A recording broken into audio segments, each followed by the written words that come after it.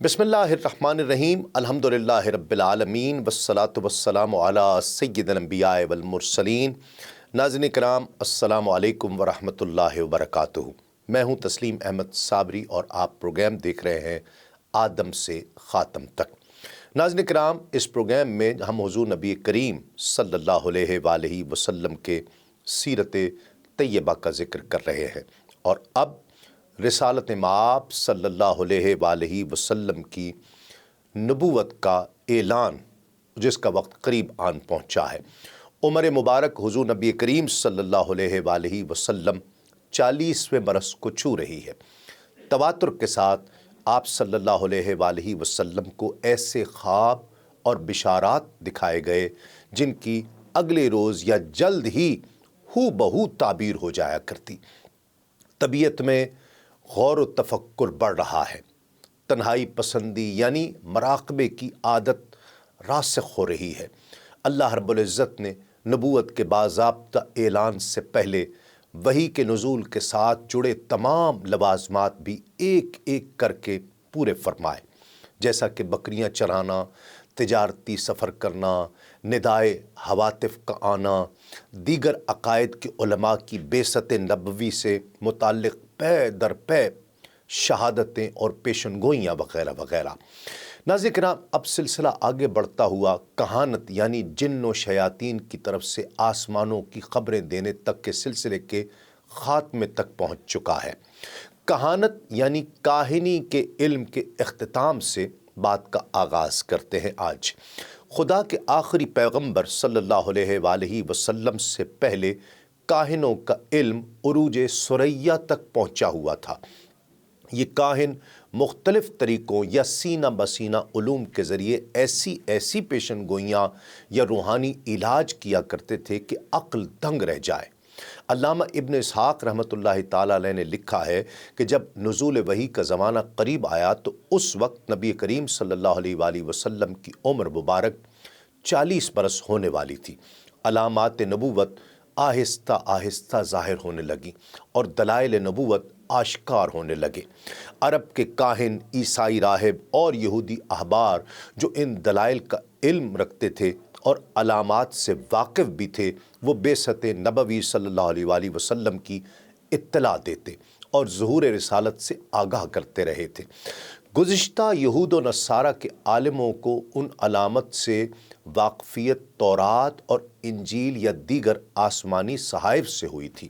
البتہ جو یہ عرب کے کاہن تھے، انہیں یہ اطلاعات شیاطین کے ذریعے سے ملا کرتی تھیں، کیونکہ شیاطین ہر رات آسمانوں پر جاتے اور فرشتوں سے چوری چھپے غیب کی خبریں سن کر آتے اور کاہنوں کو دے دیا کرتے، جو یہ خبریں لوگوں کو بتا دیا کرتے تھے۔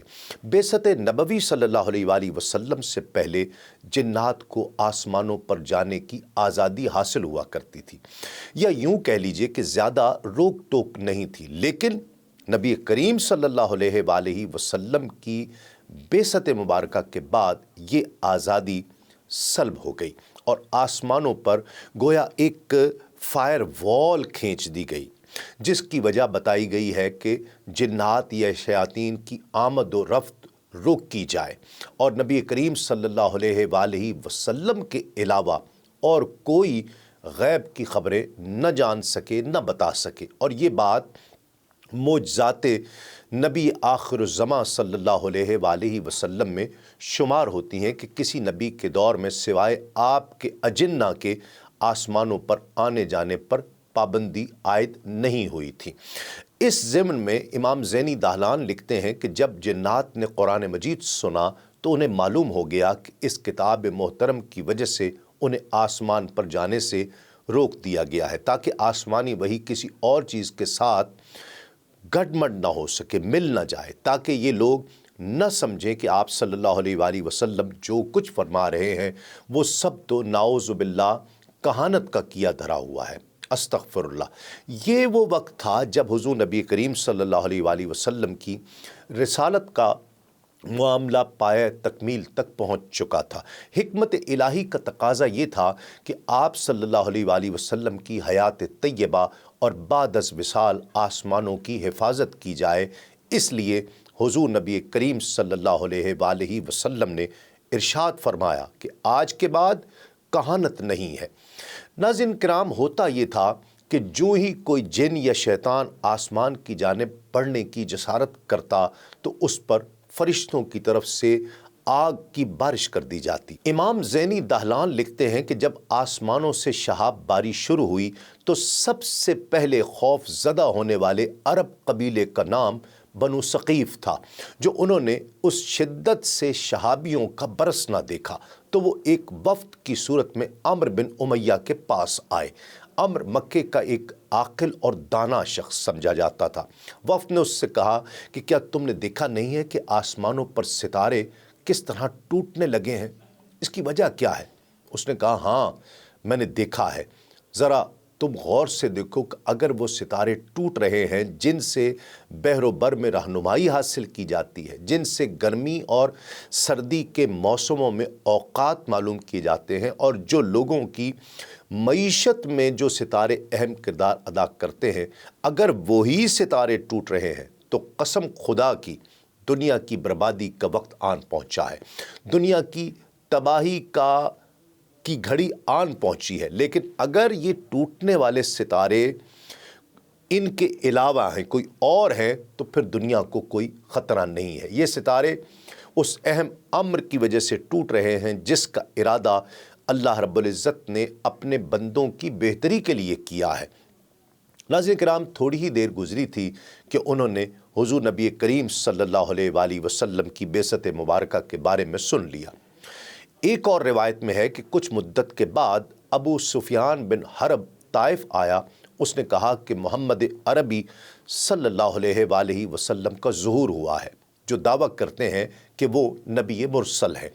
امام زینی دہلان لکھتے ہیں کہ لوگوں کی زندگیوں میں ستاروں کے اہم کردار ادا کرنے کی تائید اس حدیث پاک سے بھی ہوتی ہے، جسے امام مسلم رحمۃ اللہ تعالی علیہ نے روایت کیا ہے کہ حضور نبی کریم صلی اللہ علیہ وآلہ وسلم نے فرمایا کہ ستارے آسمان کے لیے امن کا باعث ہیں۔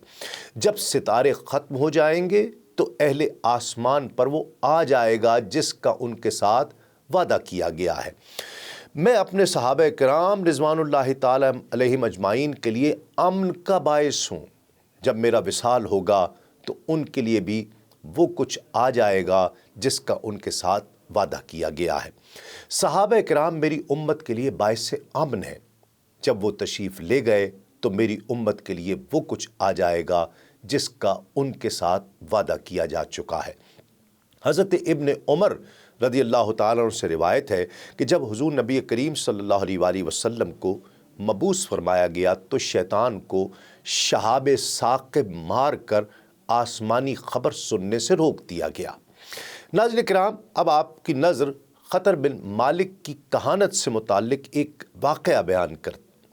صحابی رسول صلی اللہ علیہ وآلہ وسلم حضرت لہیب یا لہب رضی اللہ تعالیٰ عنہ فرماتے ہیں کہ اسلام لانے کے بعد ایک روز میں بارگاہ رسالت مآب صلی اللہ علیہ وآلہ وسلم میں حاضر خدمت تھا اور کہانت کا تذکرہ کر رہا تھا۔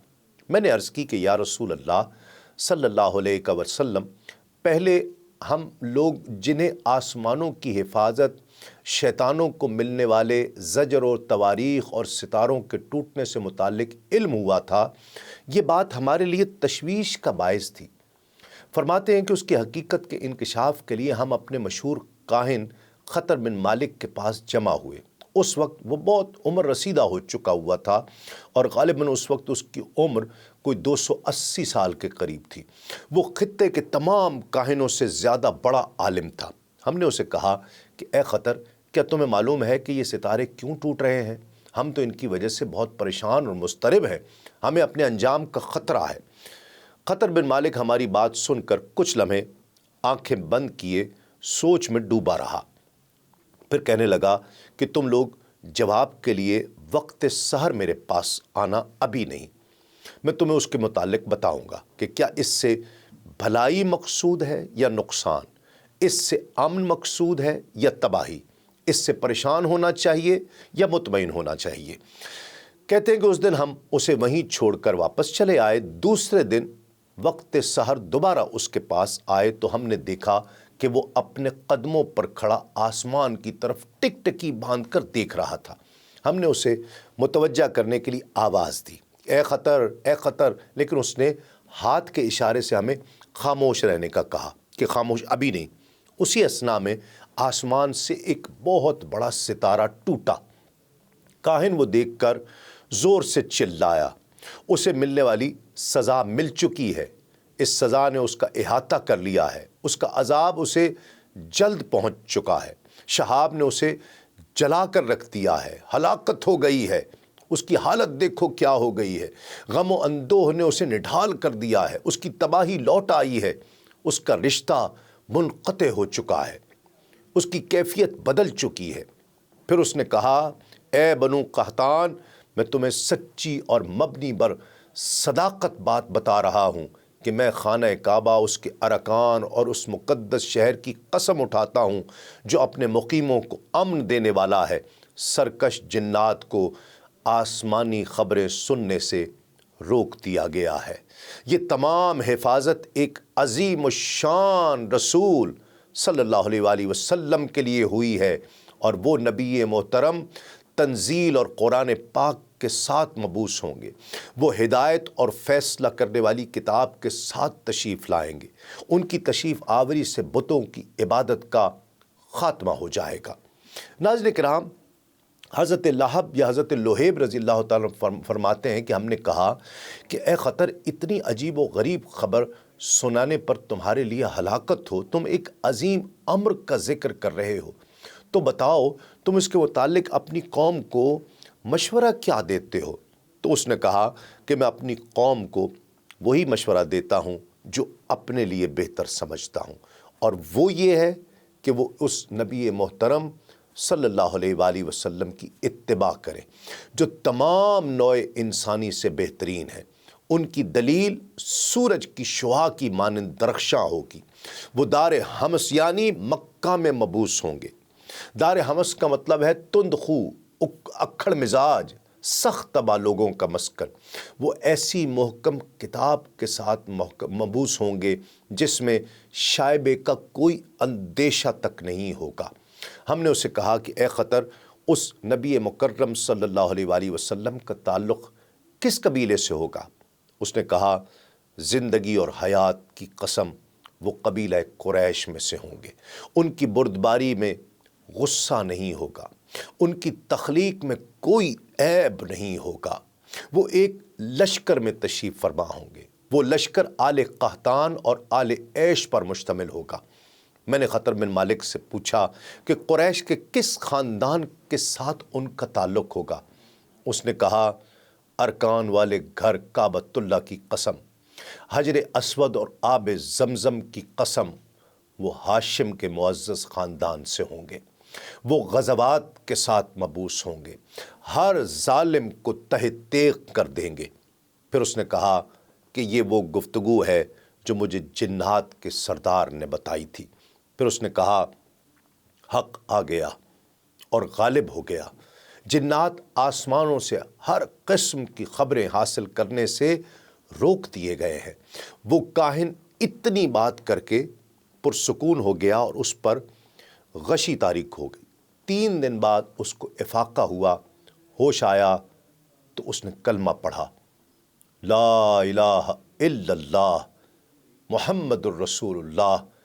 حضور اکرم صلی اللہ علیہ وآلہ وسلم نے حضرت لہیب سے یہ واقعہ سن کر فرمایا، خطر بن مالک نے نبوت کی مانند گفتگو کی ہے، وہ قیامت کے روز تنہا ایک امت کی مانند اٹھے گا۔ ناظرین کرام، آسمان سے شہاب باری کی وجہ کے بارے میں امام جلال الدین سیوطی نے حضرت ابن عباس رضی اللہ تعالیٰ سے روایت کیا ہے کہ چند انصاری صحابہ ایک روز بارگاہ رسالت میں آپ صلی اللہ علیہ وآلہ وسلم میں حاضر تھے، اور وہ بتاتے ہیں کہ ہم بارگاہ نبوت میں حاضر تھے کہ اچانک ایک ستارہ ٹوٹا اور اس کا نور آشکار ہوا۔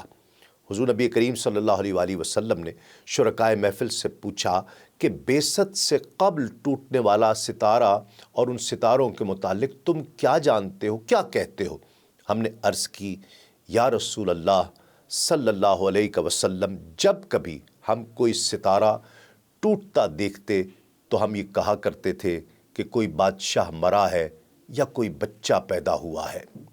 حضور سید کائنات صلی اللہ علیہ وآلہ وسلم نے فرمایا، سنو، حقیقت اس طرح نہیں ہے، بلکہ جب اللہ رب العزت اپنی مخلوق کے بارے کوئی فیصلہ فرماتا ہے تو اسے حاملین عرش سنتے اور فوراً تسبیح کرتے ہیں۔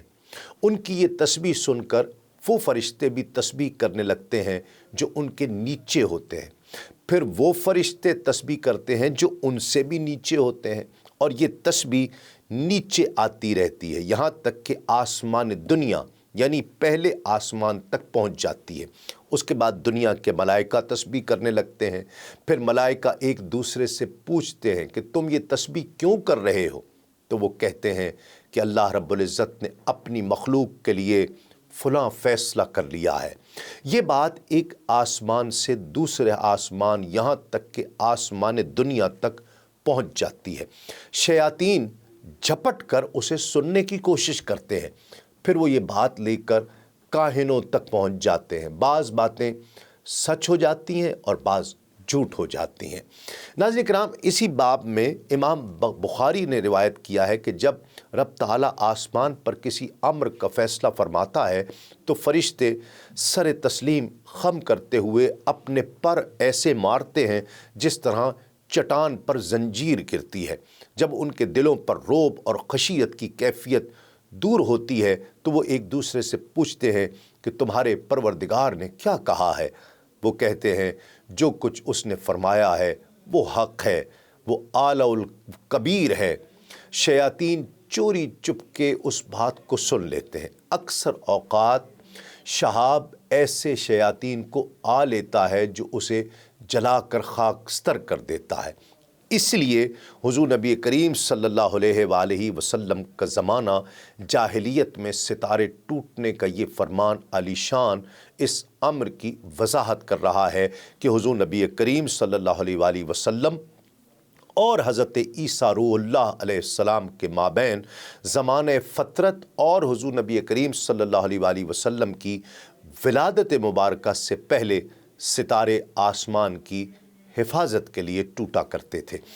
امام زینی دہلان حضرت ابن عمر رضی اللہ تعالیٰ عنہ سے اور امام جلال الدین سیوطی حضرت ابن عباس رضی اللہ تعالیٰ عنہ سے روایت منقول کرتے ہیں کہ انہوں نے فرمایا کہ جب حضور نبی کریم صلی اللہ علیہ وآلہ وسلم مبعوث ہوئے تو شیاطین کو آسمانی خبروں تک رسائی سے روک دیا گیا اور انہیں روکنے کے لیے ان پر شہاب ثاقب پھینکے گئے۔ انہیں یہ باتیں اپنے گرو یعنی ابلیس کو بتائیں تو اس ملون نے کہا کہ شاید ارض مقدسہ میں کوئی نبی مبعوث ہوا ہے، کیونکہ یہ انبیاء کرام کی سرزمین تھی۔ وہ شیاطین ابلیس کی تصدیق کے لیے ارض مقدسہ کی طرف گئے اور پھر واپس آئے اور ابلیس کو بتایا کہ وہاں تو کوئی نبی مبعوث نہیں ہوا۔ ابلیس بھی حیران ہوا اور اس امر کی جستجو کرتے کرتے گھومتا پھرتا مکہ مکرمہ جا پہنچا۔ وہاں اس نے دیکھا کہ حضور نبی کریم صلی اللہ علیہ وآلہ وسلم غار حرا میں رونق افروز تھے اور حضرت جبریل امین علیہ السلام آپ کی خدمت میں موجود تھے۔ یہ واقعہ دوسری روایات میں یوں بیان کیا گیا ہے کہ جب شیاطین نے ابلیس کو بتایا کہ انہیں آسمانی خبریں سننے سے روک دیا گیا ہے تو اس نے کہا کہ یہ کسی واقعے کی وجہ سے ہوا ہے، کسی غیر معمولی بات کی وجہ سے ہوا ہے۔ وجہ معلوم کرنے کے لیے زمین کی اس نے کہا کہ ہر طرف کی مٹی میرے پاس لے کر آؤ۔ شیاطین چاروں طرف پھیل گئے اور ہر سمت سے مٹی لے کر اس کے پاس پہنچے تو وہ ہر حصے کی مٹی کو سونگھنے لگا۔ جب اس نے مکہ مکرمہ کی مٹی کو سونگھا تو اس نے کہا کہ سنو، اسی طرف یہیں مکے میں ہی کوئی خاص واقعہ رونما ہوا ہے۔ لہٰذا شیاطین مکہ مکرمہ کی طرف گئے تو معلوم ہوا کہ وہاں ہی حضور نبی کریم صلی اللہ علیہ وآلہ وسلم مبعوث ہو چکے ہیں۔ ناظرین کرام، یہاں ایک مختصر سا وقفے کے بعد لوٹتے ہیں اس یقین کے ساتھ آپ کہیں نہیں جائیں گے۔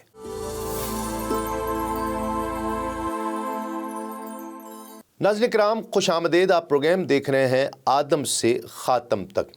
امام زینی دہلان لکھتے ہیں کہ حضور نبی کریم صلی اللہ علیہ وآلہ وسلم کی ولادت اور بعثت مبارکہ کے درمیان یہ شہاب باری بہت کم تھی۔ ولادت مبارکہ کے وقت یہ شہاب باری ڈرانے کے لیے اور خوف دلانے کے لیے تھی، تاہم بعثت مبارکہ کے وقت پھر یہ زیادہ ہو گئی اور ہر طرف سے ہونے لگی۔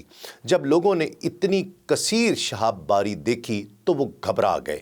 حضور نبی کریم صلی اللہ علیہ وآلہ وسلم کی بعثت مبارکہ کے بعد کسی شہاب کا نشانہ خطا نہیں جاتا تھا۔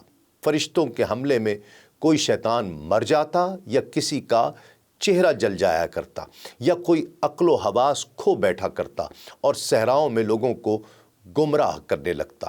اس افتاد پر اہل عرب گھبرا گئے، کیونکہ اس سے قبل یہ شہاب باری نہ تو ہر طرف سے تھی اور نہ اتنی کثیر ہوا کرتی تھی، اور کبھی کبھی نشانہ خطا بھی ہو جایا کرتا تھا اور شیطان اس شہاب باری کے باوجود خیریت سے واپس آ جایا کرتا تھا، یوں چوری چھپے سن لیتا، پھر یہ بات اپنے کاہن تک پہنچا دیا کرتا تھا۔ یعنی کہنے کا مطلب کام چلتا رہتا تھا۔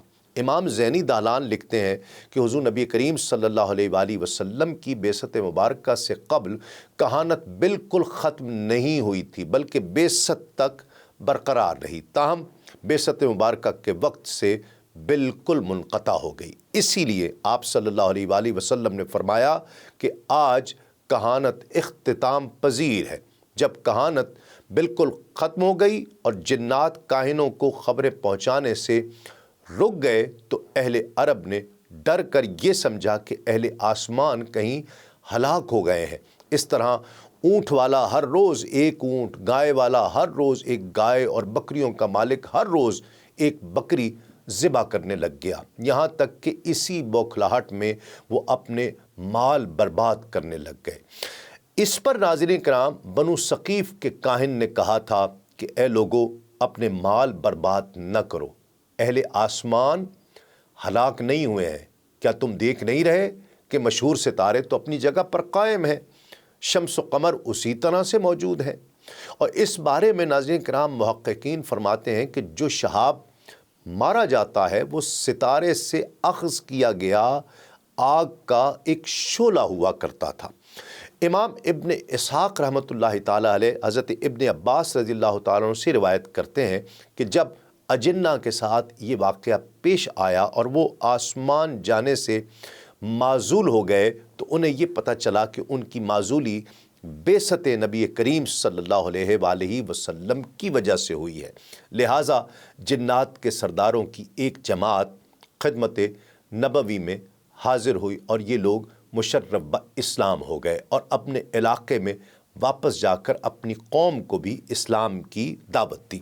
ناظرین کرام، اسی طرح امام جلال الدین سیوطی رحمۃ اللہ تعالیٰ علیہ لکھتے ہیں کہ واقدی اور ابو نعیم نے حضرت نافع بن جبیر سے روایت کی کہ شیاطین جاہلیت کے دور میں آسمانی خبریں سن لیا کرتے تھے اور انہیں مارا بھی نہیں جاتا تھا، مگر جب سے رسول اللہ صلی اللہ علیہ وآلہ وسلم مبعوث ہوئے تو پھر پابندی لگ گئی اور انہیں آگ کے گولوں سے مارا جاتا تھا۔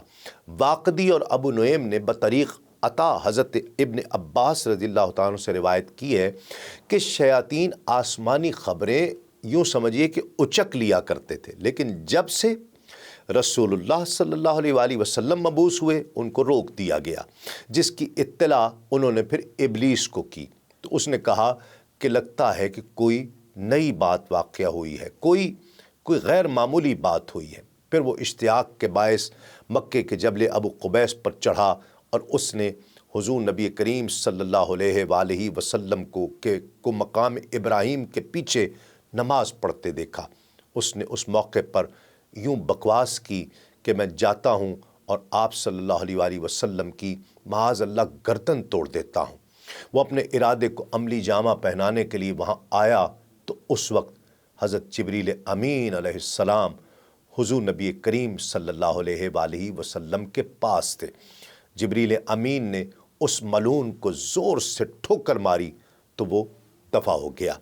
ابو نعیم نے حضرت انس رضی اللہ تعالیٰ عنہ کی روایت بیان کی کہ اللہ رب العزت نے جب رسول اللہ صلی اللہ علیہ وآلہ وسلم کو مبعوث فرمایا تو ابلیس حضور نبی کریم صلی اللہ علیہ وآلہ وسلم کے قریب آ کر اپنا فریب چلانا چاہتا تھا کہ حضرت جبریل امین اس پر ٹوٹ پڑے اور اس کو شانے کے اشارے سے وادی اردن میں پھینک دیا۔ ناظرین کرام، علامہ محمد بن اسحاق رحمۃ اللہ علیہ فرماتے ہیں کہ ایام جاہلیت میں یمن میں ایک مشہور کاہن ہوا کرتا تھا جس کے پاس لوگ اپنی مصیبت کے وقت، پریشانی کے وقت جا کر اپنی حاجت روائی کیا کرتے تھے۔ جب نبی کریم صلی اللہ علیہ وآلہ وسلم نے اعلان نبوت فرمایا اور آپ کی تبلیغی صدائیں لوگوں کے کانوں میں پہنچیں تو یمن کے لوگ پھر اس کاہن کے پاس گئے جو پہاڑ کے ایک غار میں رہا کرتا تھا اور غار سے باہر کبھی نہیں آتا تھا۔ لوگوں نے اس سے کہا کہ تم محمد صلی اللہ علیہ وآلہ وسلم کے بارے میں کیا کہتے ہو جنہوں نے مکے میں اعلان نبوت کر دیا ہے۔ جب اس نے یہ بات سنی تو غار سے نکلا، پہاڑ سے نیچے اترا اور جو کمان وہ اپنے ہاتھ میں رکھا کرتا تھا اس پر ٹیک لگائی اور آسمان کی جانب سر اٹھا کر کچھ بڑبڑانے لگا، یعنی اپنے آپ سے ہی بات۔ اس کے بعد کاہن نے لوگوں کی طرف متوجہ ہو کر کہا، سنو لوگو، اللہ تعالیٰ نے محمد کو صلی اللہ علیہ وآلہ وسلم اپنی مخلوق میں بڑا مرتبہ عطا کیا ہے اور انہیں منصب رسالت پر فائز کیا ہے، ان کے قلب انور کو بغض اور حسد سے پاک کر دیا ہے اور ان کے قلب کو نور معرفت سے لبریز کیا ہے، اور لوگوں میں ان کی مخالفت کرنے والے کم ہی ہوں گے۔ یہ کہہ کر کاہن بھاگا اور پہاڑ کی جانب چلا گیا اور ہمیشہ کے لیے لوگوں کی نظروں سے پوشیدہ ہو گیا، پھر کبھی وہ نظر نہیں آیا۔ امام ابن اسحاق رحمۃ اللہ تعالیٰ علیہ لکھتے ہیں کہ حضرت عمر فاروق رضی اللہ تعالیٰ عنہ کے دور خلافت میں ایک شخص مسجد نبوی میں آیا۔ امیر المومنین اس وقت مسجد نبوی میں ہی بیٹھے ہوئے تھے۔ جب حضرت عمر فاروق رضی اللہ تعالیٰ عنہ شخص کو دیکھا تو فرمایا، یہ شخص بظاہر مسلمان نہیں لگتا، ہاں کاہن ہو سکتا ہے، کاہن دکھتا ہے۔ پھر حضرت عمر فاروق رضی اللہ تعالیٰ عنہ شخص سے فرمایا کہ کیا تم نے اسلام قبول کیا ہے؟ وہ بولا، ہاں میں نے اسلام قبول کیا ہے۔ حضرت عمر فاروق نے پھر فرمایا کہ کیا اسلام لانے سے پہلے تم کہانت کیا کرتے تھے، یعنی کاہن تھے؟ یہ سن کر وہ شخص شرمندہ ہوا اور کہا کہ اے امیر المومنین، لوگوں کو شرمسار کرنا آپ کی عادت تو نہیں ہے؟ حضرت عمر فاروق نے لہجے میں کچھ نرمی لاتے ہوئے فرمایا کہ یہ رنجیدہ ہونے کی بات نہیں ہے، شرمسار ہونے کی بات نہیں ہے، کیونکہ اسلام لانے سے پہلے ہم بھی بت پرستی میں مبتلا تھے۔ یہ بات سن کر وہ شخص کچھ مطمئن ہوا اور کہا، امیر المومنین، آپ نے میرے ماضی کے بارے میں درست فرمایا، میں واقعی اسلام لانے سے پہلے کاہن ہوا کرتا تھا۔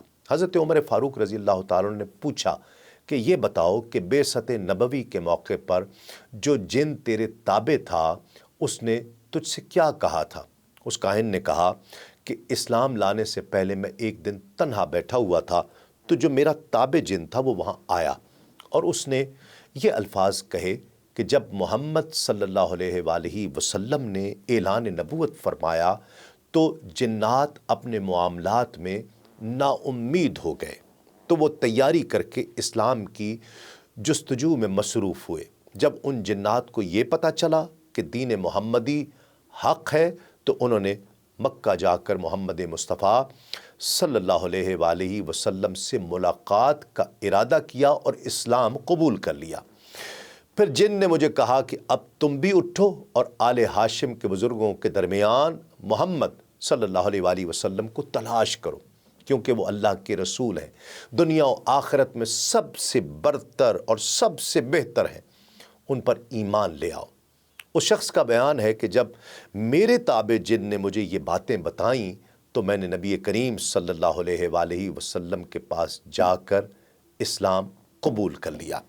لیکن ناظرین کرام، یہ بات یہی ختم نہیں ہوئی، بلکہ پھر حضرت عمر فاروق رضی اللہ تعالیٰ نے فرمایا کہ تو نے سچ کہا ہے، اب میں تجھے اپنے اسلام کے بارے میں بتاتا ہوں کہ میں اسلام لانے سے تقریباً 1 ماہ بیشتر تک قریش کی ایک جماعت کے ساتھ اپنی قوم کے ایک بت کے سامنے کھڑا تھا۔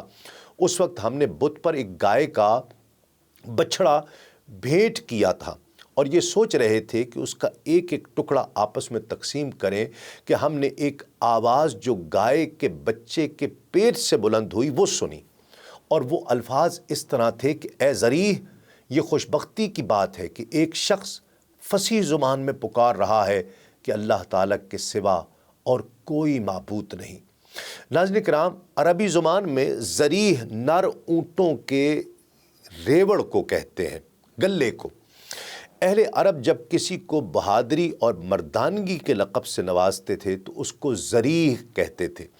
اس بچڑے نے ذریح کے لقب سے حضرت عمر رضی اللہ تعالیٰ عنہ کو مخاطب کیا تھا اور یہ کہا تھا کہ اے عمر، پسندیدہ کام بہت ہی اچھا ہوتا ہے اگر تم بت پرستی ترک کر کے اللہ کی توحید کا اقرار کرو اور علل اعلان مخلصانہ انداز میں یہ کلمہ لا الہ الا اللہ محمد الرسول اللہ، اس کلمے کو پڑھو اور اقرار کرو تو کتنا اچھا ہو۔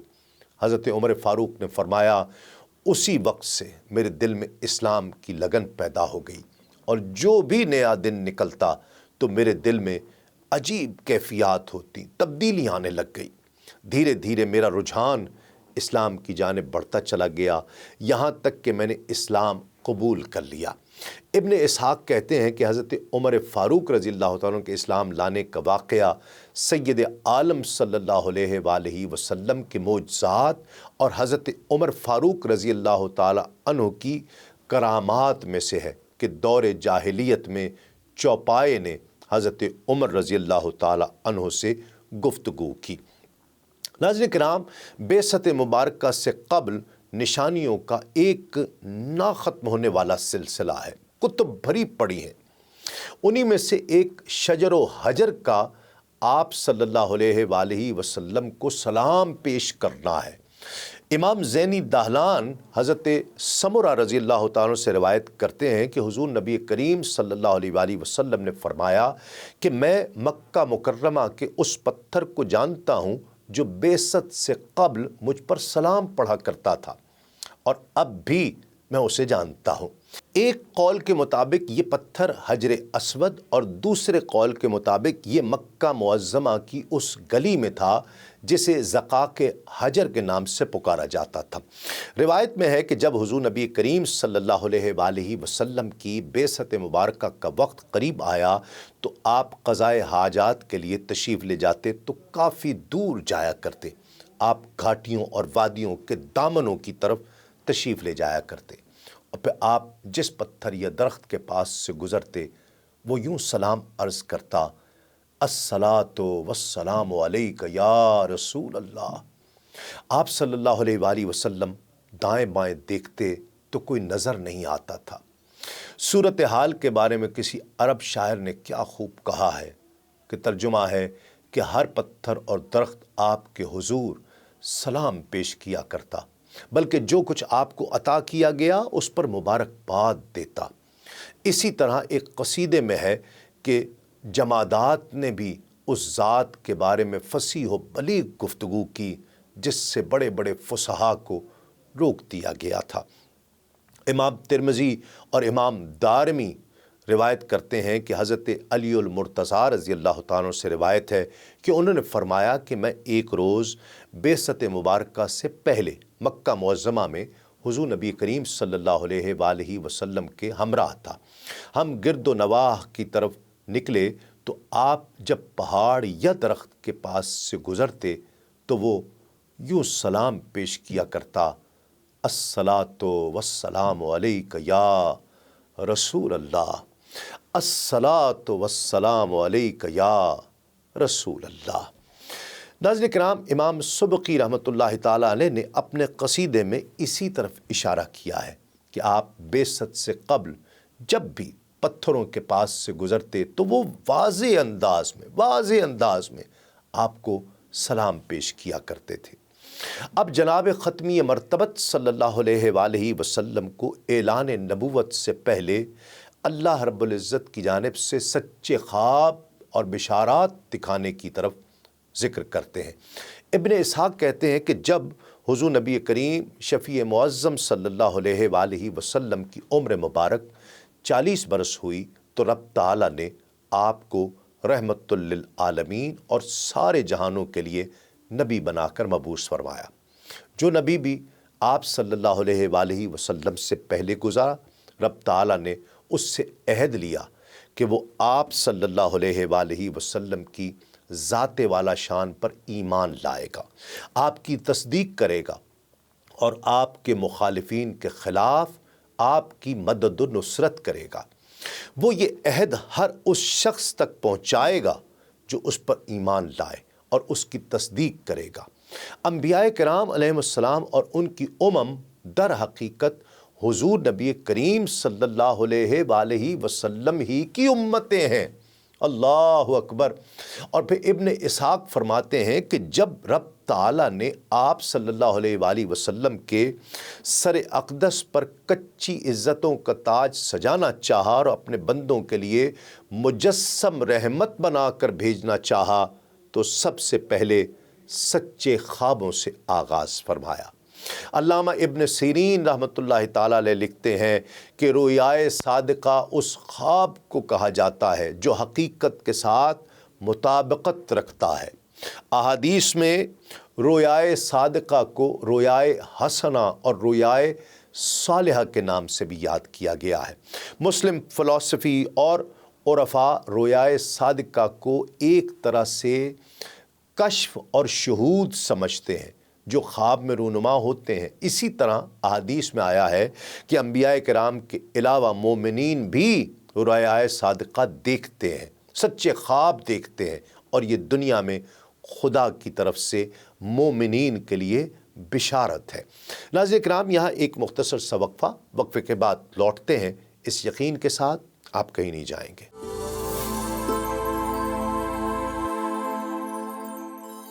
ناظرین کرام، خوش آمدید۔ آپ پروگرام دیکھ رہے ہیں آدم سے خاتم تک، اور وقفے سے پہلے ہم تذکرہ کر رہے تھے حضور نبی کریم صلی اللہ علیہ وآلہ وسلم کو دکھائے جانے والے اعلان نبوت کے موقع پر، بعثت مبارکہ کے موقع پر ان سچے خوابوں یعنی رویائے صادقہ کا۔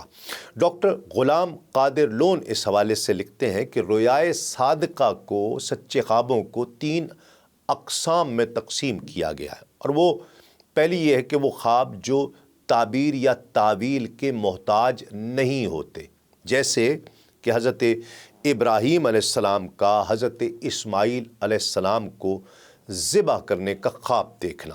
پھر دوسرا وہ خواب جس کا کچھ حصہ تعبیر کا محتاج ہے اور کچھ حصے کی تعبیر نہیں ہے، ضرورت ہی نہیں ہے، جیسے حضرت یوسف علیہ السلام کا خواب جس میں سورج، چاند اور ستاروں کو دیکھنے کی تعبیر تو درکار تھی لیکن سجدے کی تعبیر کی ضرورت بالکل نہیں تھی۔ اور تیسرا وہ سچا خواب کہ جو مکمل طور پر تعبیر کا محتاج ہو، جیسے حضرت یوسف علیہ السلام کے زمانے میں مصر کے بادشاہ کا یہ خواب کہ 7 فربا گائیں 7 کمزور گایوں کو کھا رہی تھی۔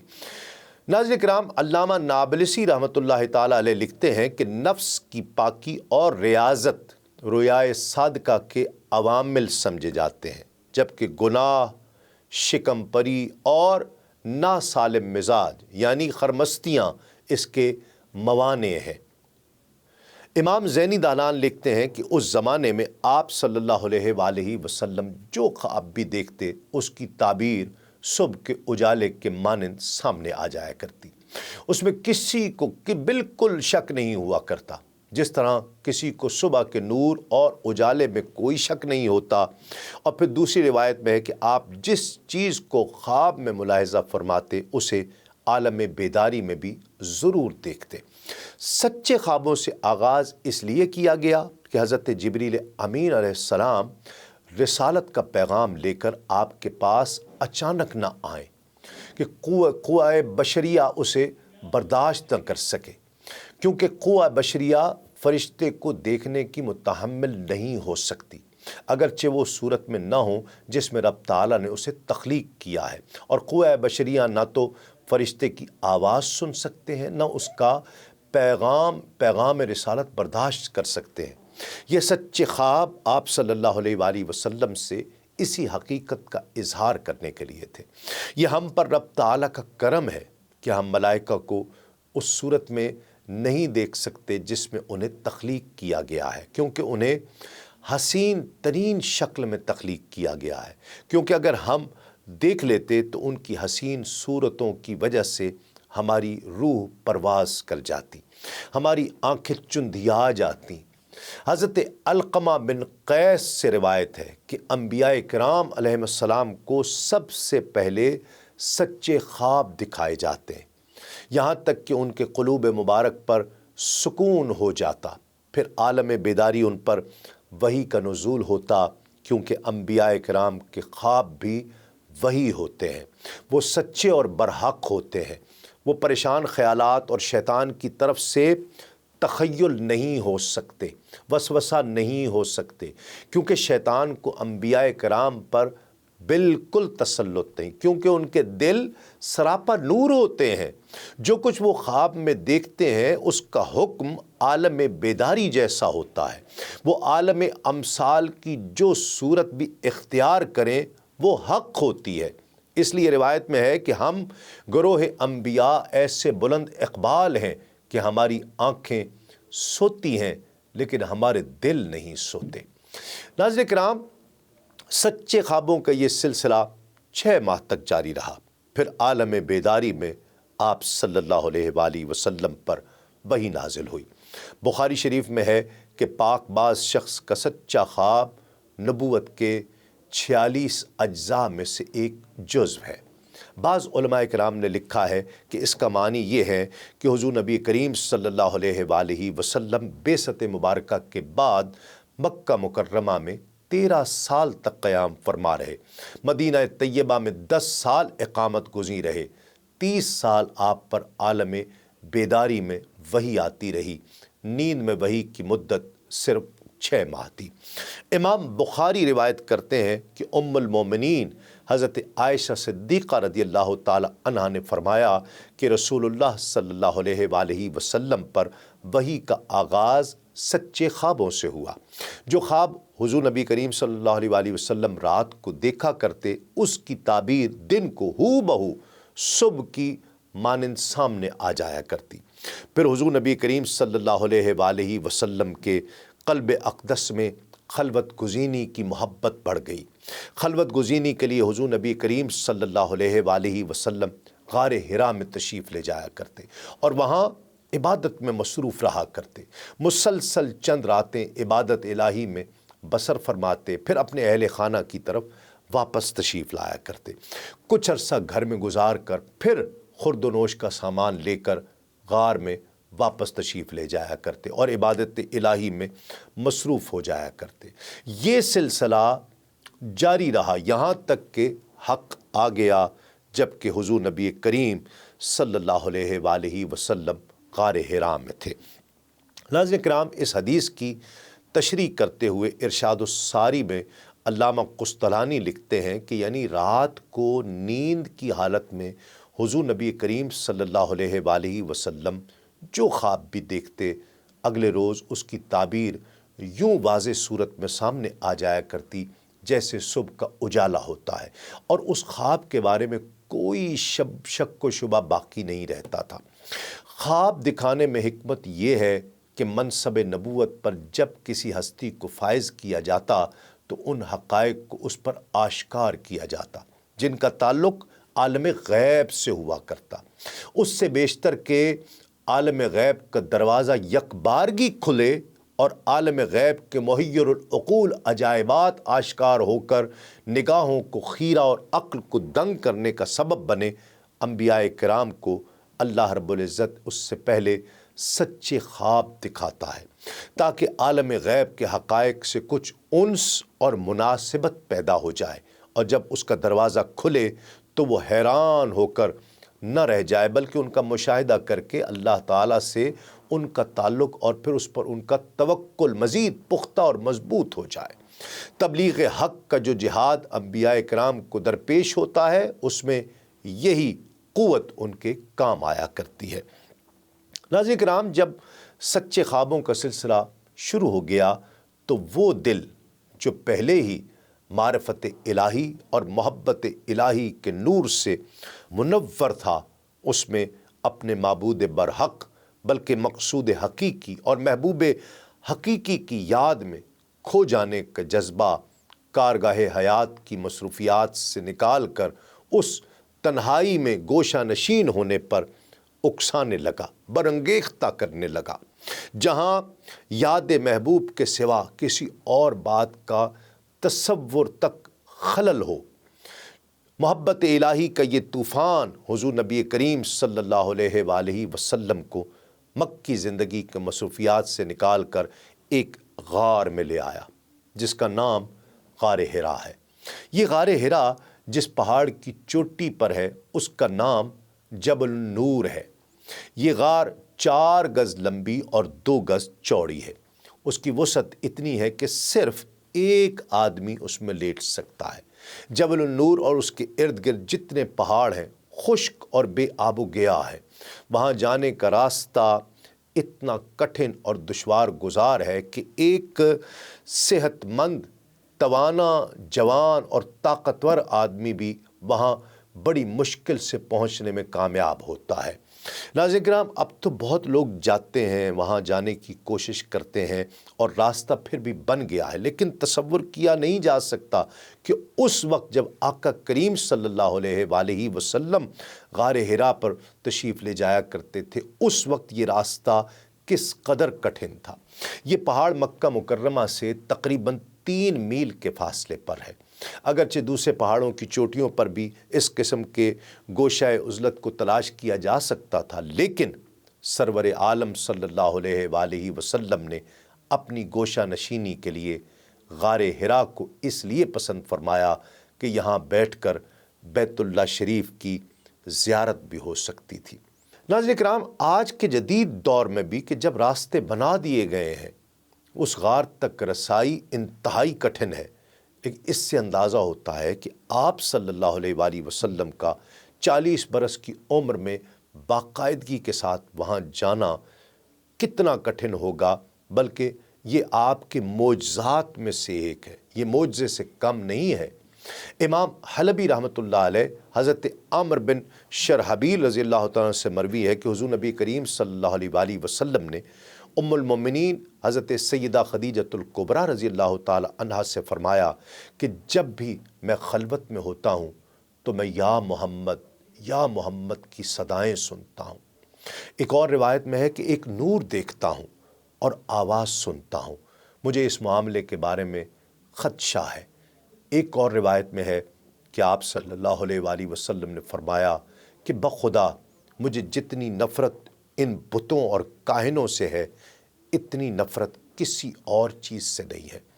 مجھے اندیشہ ہے کہ میں کہیں کاہن نہ ہو، یعنی مجھے آواز دینے والا تابع جن نہ ہو، کیونکہ بتوں کے اندر جنات داخل ہو جاتے اور بتوں کے نگرانوں کو آوازیں دیا کرتے تھے۔ کاہن کے پاس جنات آسمانی خبریں لے کر آتے تھے۔ ایک اور روایت میں ہے کہ آپ صلی اللہ علیہ وآلہ وسلم نے فرمایا کہ کہیں مجھے مرض جنون نہ لاحق ہو جائے۔ حضرت ام المومنین خدیجۃ الکبریٰ رضی اللہ تعالی عنہا نے عرض کی کہ ہرگز نہیں، اللہ تعالیٰ آپ کے ساتھ اس طرح نہیں کرے گا۔ بخدا آپ امانت ادا کرتے ہیں، آپ صلہ رحمی کرتے ہیں، آپ صدقہ دیتے ہیں۔ اور پھر دوسری روایت میں ہے کہ وہ یہ فرماتی تھیں کہ آپ کے اخلاق کریمانہ ہیں، شیطان آپ پر تسلط حاصل نہیں کر سکتا۔ حضرت خدیجۃ الکبریٰ رضی اللہ تعالی عنہا نے آپ کے اخلاق عالیہ سے یہ استدلال کیا ہے کہ آپ صلی اللہ علیہ وآلہ وسلم کے ساتھ صرف بھلائی کا ارادہ کیا گیا ہے، کیونکہ ایسے اوصاف جلیلہ کے حامل شخص کو صرف بھلائی کی جزا ملتی ہے۔ علامہ ماوردی رحمۃ اللہ علیہ نے حضرت امام شیبی رضی اللہ تعالیٰ سے روایت کیا کہ اللہ رب العزت نے حضرت اسرافیل علیہ السلام کو حضور نبی کریم صلی اللہ علیہ وآلہ وسلم کے ہمراہ 3 سال رکھا۔ آپ ان کی حس کو سنتے تھے لیکن ان کا وجود نظر نہیں آتا تھا۔ وہ آپ کو ایک چیز کے بعد دوسری چیز سکھاتے، البتہ قرآن مجید کا تذکرہ نہیں کرتے تھے۔ یہ اس مدت میں نبوت کی بشارت تھی اور آپ کو وحی الہی کے لیے تیار کرنا تھا۔ ایک اور روایت میں ہے کہ 15 برس تک آپ صلی اللہ علیہ وآلہ وسلم کو کبھی کبھی آواز سنائی دیتی تھی، لیکن کوئی وجود نظر نہیں آتا تھا۔ 7 سال تک آپ صلی اللہ علیہ وآلہ وسلم کو نور نظر آتا رہا۔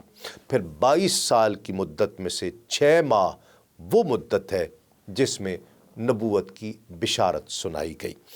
ناظرین کرام، امام زینی دہلان لکھتے ہیں کہ حضرت ام المؤمنین خدیجۃ الکبریٰ رضی اللہ تعالی عنہا آپ کو کاک یعنی عربوں کی روٹی اور زیتون کا تیل بطور زاد راہ پیش کیا کرتی تھی، کیونکہ زیتون ایک مبارک درخت ہے، جبکہ کاک کافی مدت تک صحیح رہ سکتا ہے، خراب نہیں ہوتا، جبکہ دودھ اور گوشت جلد خراب ہو جاتے ہیں۔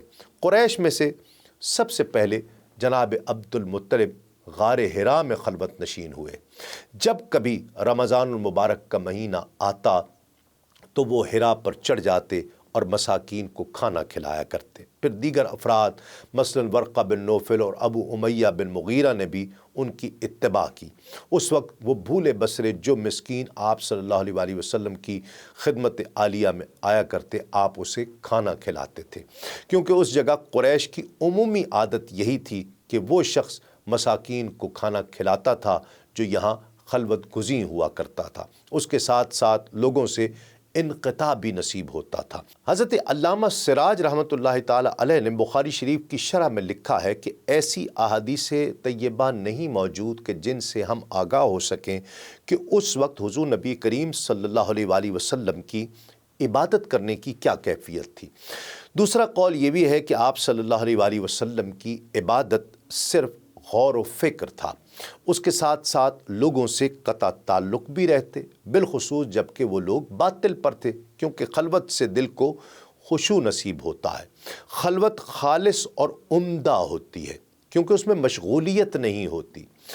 ایک اور قول یہ ہے کہ یہ عبادت ذکر ہوا کرتا تھا۔ بعض نے اس قول کو صحیح کہا ہے، بعض نے لکھا ہے کہ حضور صلی اللہ علیہ وآلہ وسلم اس وقت حضرت ابراہیم خلیل اللہ علیہ السلام کی شریعت کے مطابق عبادت کیا کرتے تھے۔ ایک قول یہ بھی ہے کہ آپ حضرت موسیٰ کلیم اللہ کی شریعت کے مطابق مصروف عبادت رہا کرتے تھے۔ حضرت شیخ محی الدین ابن عربی نے لکھا ہے کہ اس وقت حضور نبی کریم صلی اللہ علیہ وآلہ وسلم شریعت ابراہیمی کے مطابق عبادت کیا کرتے تھے، یہاں تک کہ آپ پر پیغام رسالت آ گیا۔ حضور نبی کریم صلی اللہ علیہ وآلہ وسلم اپنی خلوت گزینی کی مدت پوری فرما لیتے تو پہلے بیت اللہ شریف میں جاتے، اس کا طواف کرتے، پھر واپس گھر تشریف لے جایا کرتے۔ ناظرین کرام، آج کے لیے اتنا ہی۔ اگلے پروگرام میں انشاءاللہ انتہائی مقدس ذکر ہوگا، برکت والا ذکر ہوگا کہ اس میں ہم غار حرا میں عبادت کے دوران قرآن مجید کی پہلی وحی کے نزول کی تفصیل سے ذکر کریں گے۔ آپ سب کی طرف سے پروگرام آدم سے خاتم تک پسند کرنے کا ایک بار پھر بہت بہت شکریہ۔ آج کے لیے اتنا ہی۔ دیکھتے رہیے آدم سے خاتم تک صرف سنو ٹی وی پر۔ تسلیم احمد صابری کو اجازت دیجیے۔ السلام علیکم۔ تسلیمات۔